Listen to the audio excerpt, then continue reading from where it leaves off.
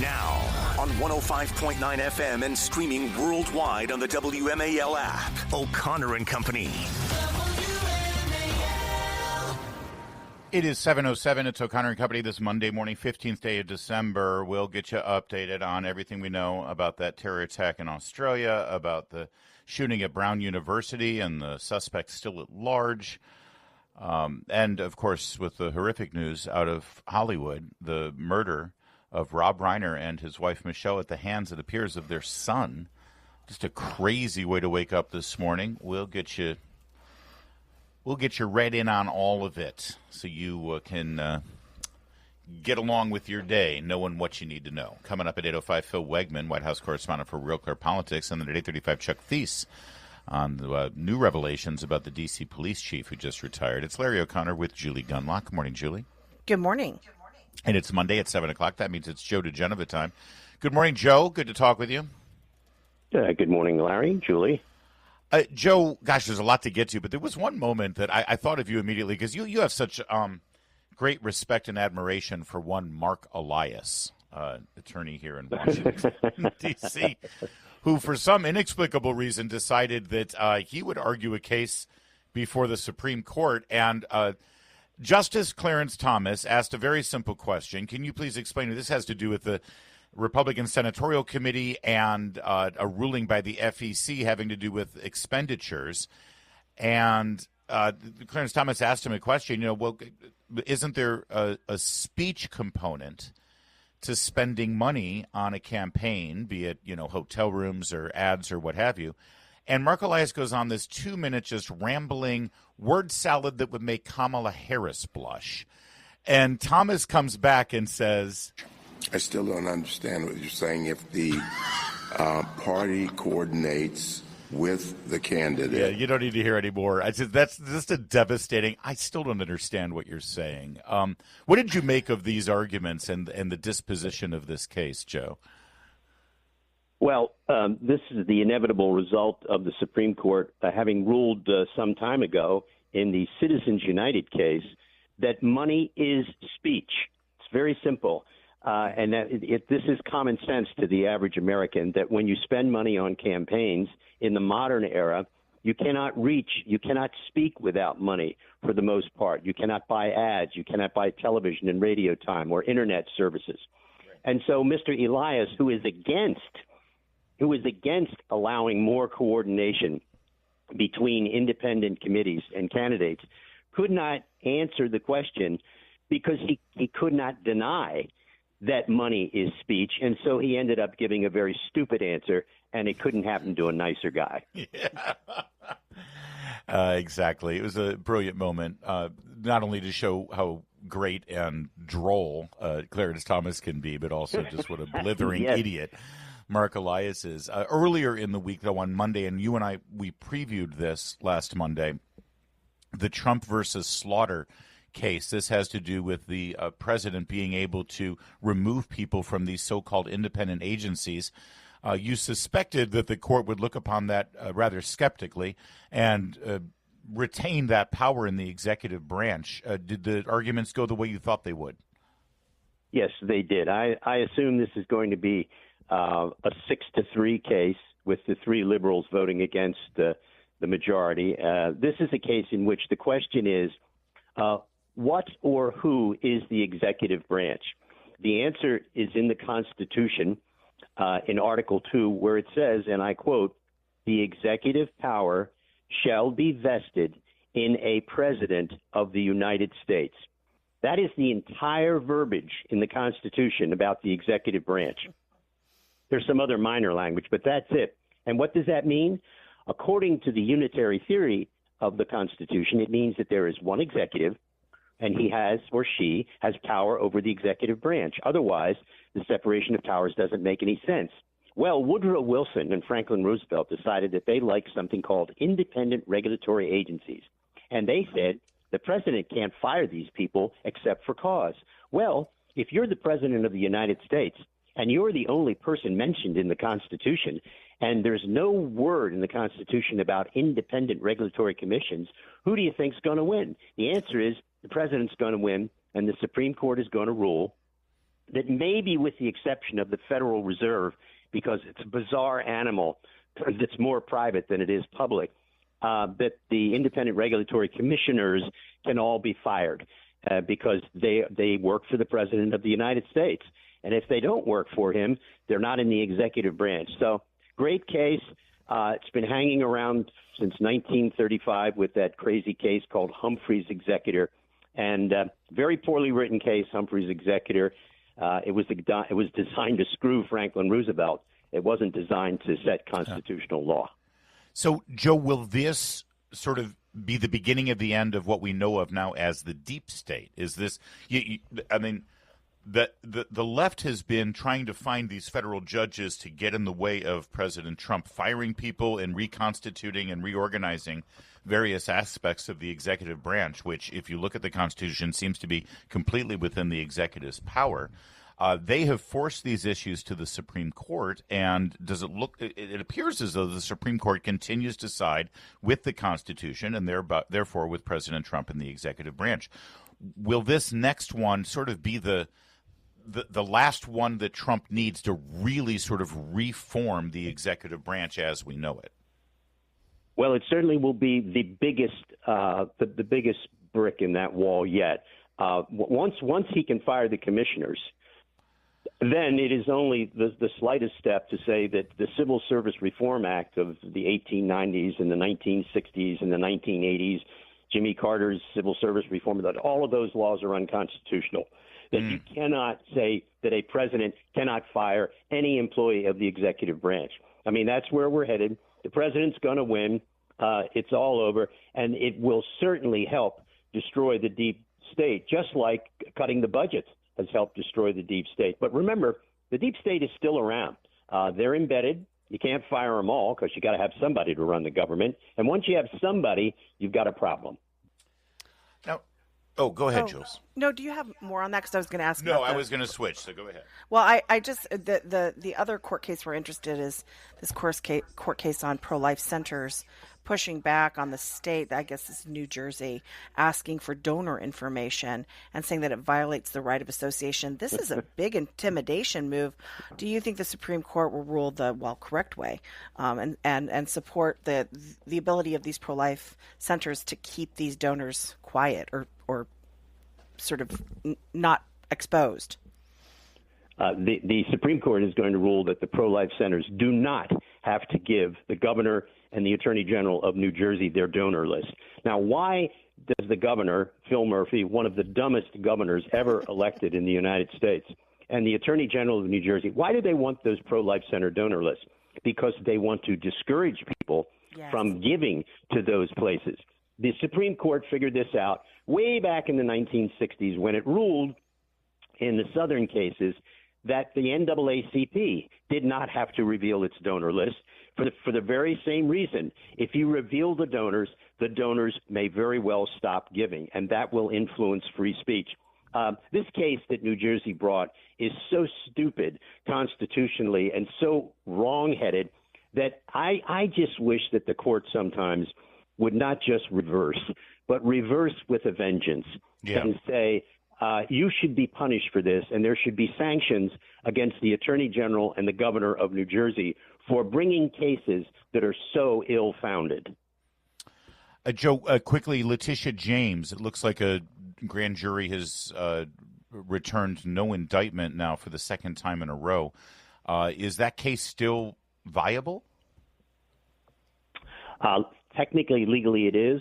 Whether or not it is viable is, in fact, a really different question. I don't know enough about what in the world was going on in the minds of people to bring these cases in the Eastern District of Virginia and Norfolk. First of all, the Eastern District of Virginia is Washington, D.C. The population there is no different than the population of Washington, D.C.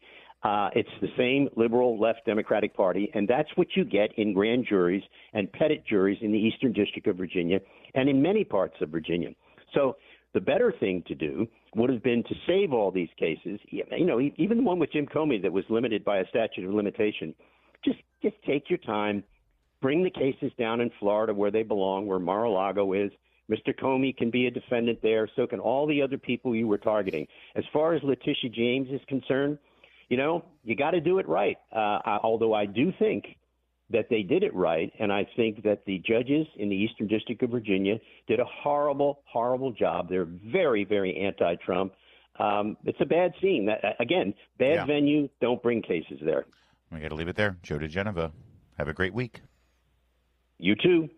It's 7:16. WMAL, making sense of the news. Live from the Home Paramount Pest Control Studios. Home Paramount, the leader in pest control since 1939.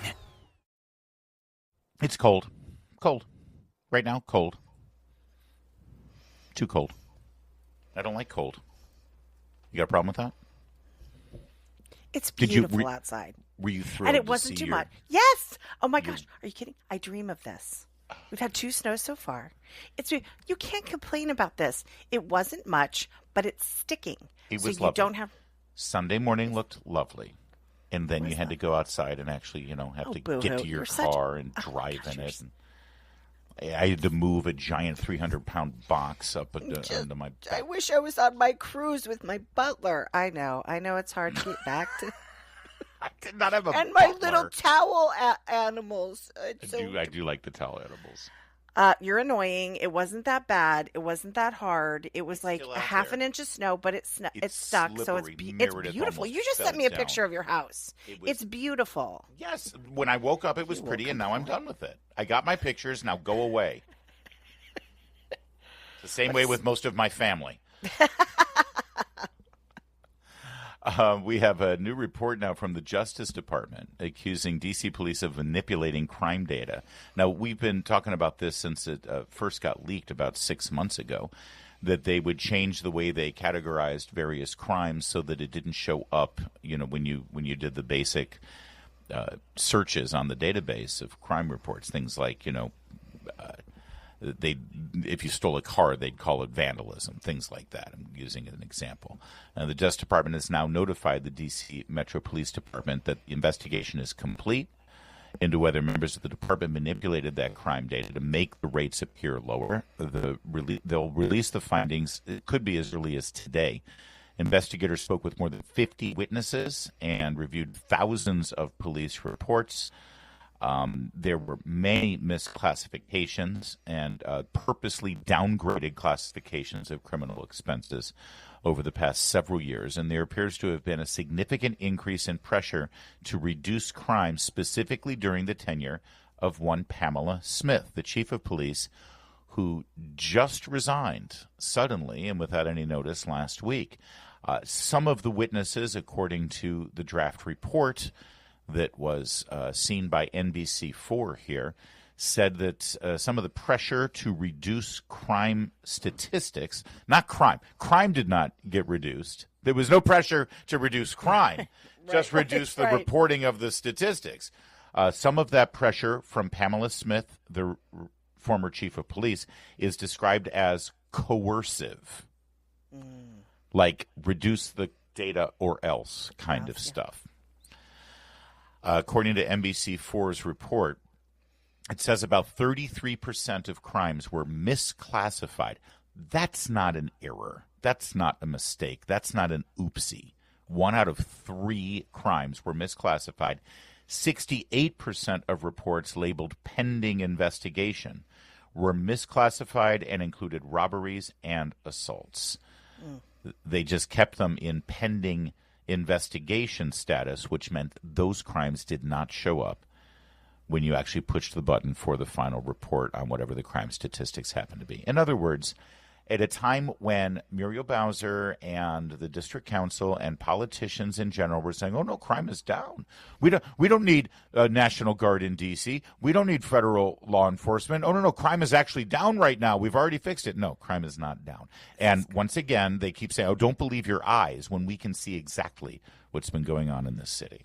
Well, I suspect that this was one of the reasons this being exposed, this crime data manipulation, is one of the reasons that Bowser decided not to run. I think she knew that this was coming out, that this would harm her chances. I mean, who knows? But this is a massive scandal. The idea that you're going to keep this information or alter this information is, I mean, it's scandalous. It's, yeah. Yeah. Yeah. And one wonders how many other cities are going through this exact same manipulation of the data. And you remember the moment in the debate between Trump and Kamala Harris when Trump said that crime was up and it's off, and David Muir of ABC News, well, Mr. Trump, as you know, crime is down according to FBI statistics across the board in this country, and now we're saying that it was all manipulated. In fact, get this. Violent crime last year in D.C., according to the FBI and the new internal statistics, show violent crime up 2% in D.C., but the official numbers claimed that violent crime was down 24%. Yeah. Again, that's not an accounting error. Yeah. We see this kind of stuff with the immigration debate as well. In fact, somebody over at Cato, the libertarian think tank, is constantly churning out these reports that say, well, actually. Yeah. And then he goes through and says, immigrants or migrants to this country, the data shows they're not charged, they're not prosecuted. And it's like, are you aware of where these Soros prosecutors are in these major cities and how they absolutely let these people out? They do not charge them, prosecute them. They don't even charge them. But the police statistics override all that stuff because they're the ones who arrest, whether they get prosecuted, whether they get charged. Yes. But the arrests are made, and they've but manipulated that that's why they need data. to complete this circle. That's right. They needed to complete the cover-up, and that's what I'm using now. This is a cover-up. And the question is, did she do this on her own volition? Did someone compel her to do this? And when she resigned last week, Mayor Bowser thanked her for her service, and rebuffed any questions about crime statistics or any of this cover-up. What did Muriel Bowser know, and when did she know it? She's not running. No, she's not. She announced that she's not running for re-election. We'll have Chuck Thies on, who knows where all the bodies are buried in D.C. politics. He'll be with us at 8:35. Right now, it's 7:24. Well, sad news out of Paris. They're going to cancel a New Year's Eve concert, but that is the reality. They're afraid of violence from, a familiar group. We'll update you at 7:30. WMAL FM, Woodbridge, Washington, a Cumulus media station. Making sense of the news. News Talk 105.9. News now. Now on 105.9 FM and streaming worldwide on the WMAL app. O'Connor and Company. 7:37. It's O'Connor and Company. It's Christmas season, and we're trying to enjoy it as much as possible. But we had a string of really sad stories over the weekend. And we're trying to get you updated on all of the news and also get you focused toward the Christmas holiday. Just 10 days away now on this 15th day of December. Coming up at 8:05, Phil Wegman will join us. He's the White House correspondent for Real Clear Politics. And then at 8:35, we'll speak with Chuck Thies, D.C. political analyst. It's Larry O'Connor with Julie Gunlock. And Julie, I ask once again, are you done with all of your arrangements for your Christmas festivities? I have a little bit of decorating and a little bit of shopping left. And then after that, and I have to make all the Christmas cookies. So. Oh, hold on. Wait a second. Talk to me about your Christmas cookies. What do you want to know? What do you do? Oh, I have about Are they like the sugar cookie types? Or? No, they have no sugar. Yes, of course there's sugar. Oh, you mean sugar cookie types. Yeah. Why do you have this? Why the hostility? Why am I so stark? Because it's been a tough show. All right. I'm in a bad mood. All right. It's been some tough subjects. I'll try to be nicer. Hold on. Let me get into the Christmas spirit here. Okay. I do the peanut butter blossoms with the chocolate kiss. Oh, I love those. Those truly are my favorite. They are the best, right? Do you sprinkle them with sugar? Yeah. Yes, of course. Oh, yes. Oh. And then I do a molasses cookie for my husband. I do a typical chocolate chip. I do a couple different brownies, one with walnuts, one with candy canes crushed on top. There's some others. Oh, I do these haystacks where it's peanut butter and melted chocolate, and then you put those little Chinese they're like Chinese crispy things and cracker. Yeah. Yes, and you toss them around, and then you put sprinkles on top. There's a couple others I can't remember. Oh, and then the little Russian tea cakes. And honestly, I'm so tired. I hate baking. I literally, clearly, I'm in a bad mood the entire time. and I that I could. Most people, I want to be a nice person who like, oh, but I'm rushed. I don't like it. Anyway, I should buy them. I should probably just buy them. Do your sons get to participate in the baking process? If they asked, well, to because help. I'm going to say yes, but they would say something else. You would kick them out of the kitchen. Probably. They don't do it. You don't. Well, they're older now. Now they can handle it, so I do let them participate. In fact, my middle son did bake cookies this weekend. So it's about a family's love and togetherness, isn't it? No, it's not. Actually. Don't make a mess. Don't make a mess. Well, we'll look forward to a delivery of your cookies at some point. Yes. Send your son up here. Get him out of will. the house. Just send one of them up. Deliver these to Uncle Larry. It sounds like you're going to have a great Christmas, and we're already enjoying a great Christmas here in Washington, D.C. with the beautiful day. I cruised around downtown yesterday as I was dropping somebody off at the airport, and the place looks beautiful. Absolutely beautiful. Yeah, I love the decorations. And the tree, the White House tree looks incredible, and now the Capitol Hill tree is up, and it's great, and it's all gearing up toward New Year's Eve as well, which we're going to have an incredible New Year's Eve fireworks display, and I have been hearing about a projection program at the Washington Monument. You know how during the fireworks they do a whole narrated projection thing. And this is sort of the initial. This will be the first major event of the 250th birthday events that will be going on all year long. That committee is handling the fireworks on the National Mall for New Year's Eve, and it's fantastic. The 250th celebration. Can you imagine if Kamala were president? Oh my gosh. I can't. No. I mean, actually, we should do a segment on that at some point. Just what we would be thinking about. Been like. Oh yes. my gosh! They would have put everybody who did the 1619 project would be in charge of the process. Instead, we've got people from Hillsdale, actual American historians who love our country, doing it. I lay all of this out there to let you know that Christmas and New Year's in D.C. will be stellar, and you should enjoy it because it could be a lot worse. In Paris, our friends, the French, have I know this is gonna come as a shock to people, but the people of France have surrendered. They have surrendered to the radical Islamic terrorists that they have imported and allowed to stay there and fester and enabled. They have canceled their New Year's Eve concert on the Champs-Élysées. I can never say that properly. Because of the growing tide of what they're calling migrant violence. Of course, the migrant violence all come from one specific migrant category of ethnicity and faith, and it's all targeted toward Western civilization celebrations like Christmas shopping plazas and such. We've had a string of events, of violent events in Paris and in other parts of Western Europe where outdoor Christmas celebrations are being targeted either by people driving their cars through them to try to kill as many people or other violent acts.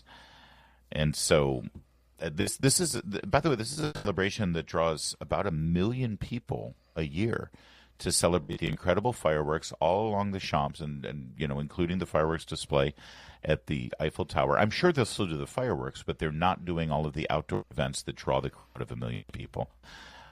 It's become a flashpoint of violence lately, this avenue. It is fascinating when you think that these countries opened their doors. We'll take France since we're talking about it. Open their doors to these immigrants, and instead of assimilating, these immigrants have changed France. Right. It really is fascinating, and the French politicians, and to some degree the French people, allowed it to happen. And sure, there's a lot of frustration, but these French politicians have been, now there are French politicians, Marie Le Pen, who push back on this, and she's been defeated, and instead they elect people who continue to allow these people to come into the country, who will not assimilate. And they continue will not integrate. Continue to say, this is a diversity is our strength. We're a better nation because of this. And I understand their perspective, but I don't understand their suicide pact they're making with that perspective. Open-air Christmas markets are now deemed to be risky, what's the term here that they're using? High-risk targets.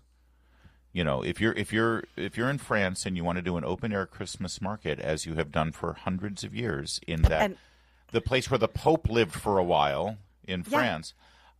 It's now considered a high-risk target. You cannot be openly Christian in France without being a have target. always wanted to go to either Austria or Germany around the Christmas season in order to see their Christmas markets. Now you know where I want to go? I don't want to go there. I want to go to Poland. Yeah, there you go. I want to go to Poland or Lithuania. Or, ironically, you're safer in Jerusalem. Yes. You know, the birthplace of our Lord. Or, well, Bethlehem, just outside. Bethlehem might be a little dicey, but Jerusalem, you know, Israel sort of locks this stuff down, believe it or not. Right. They're having more terror attacks these days in Western Europe, as we saw over the weekend as well. And now the New Year's Eve celebration will be canceled because of the fearful French government. It's 7:44. WMAL's Vince Colonnese, weekdays at noon on 105.9 WMAL, making sense of the news. Well, we have some critter news here, and it's critter news that could save a life, Julie Gunlock. You've always been a dog family, I know. Have you ever had a cat in your life? Oh, yeah. I had 2 cats before I had kids. Did your cats get fat by any chance? No, they didn't. And I kept interesting. them inside. No. Oh, well, no, even outdoor cats. Outdoor cats actually tend to be more lithe and fluid. It's indoor cats that end up being lethargic and end up being couch potatoes. Think Garfield and lasagna. You know what I'm saying? Yes. And so now there's been a new move within the veterinary community to prescribe Ozempic for cats. Oh, God. Yeah, they did this. They did this with anxiety. They had like cat and doggy Valium or something, or like antidepressants. It's ridiculous. You would think that you would just monitor the food yeah, that you your could feed cat them less. takes. Yeah, and maybe be more active with them. Play. People don't play with their cats very often. They play with them when they're kittens, but then when cats get to be mean and obnoxious and large and beastly and scratch at you, you stop playing with them. Speaking from personal experience. Are you a cat person? I used to be, sure. Yeah, but then No, I was always really good with my cats. They say I don't remember the amount, like a half a cup in the morning or something like that, and like half a cup at night. I was very regulated like that.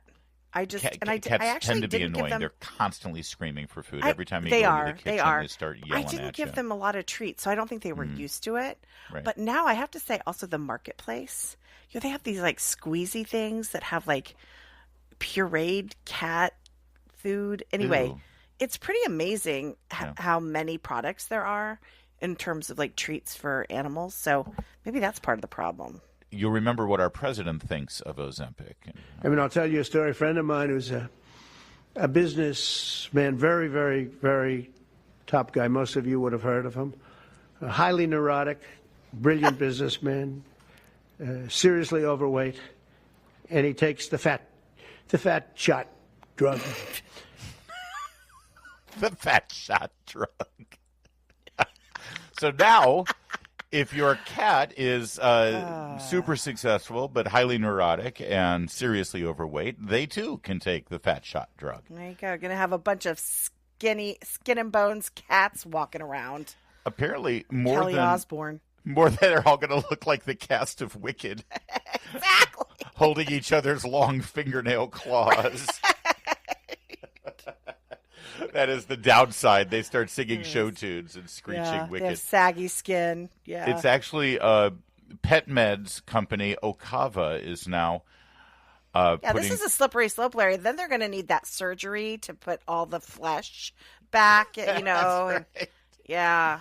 Apparently, more than half of the world's pets' cats are overweight. And so now the flabby tabbies, as the New York Post is saying, can get the first clinical trial of Ozempic. It's called Meow 1, Management of Overweight Cats. That's a feline GLP-1. So there you go.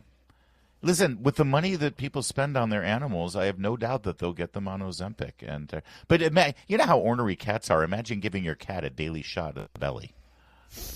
That seems fun. No, that seems fun. That's a party.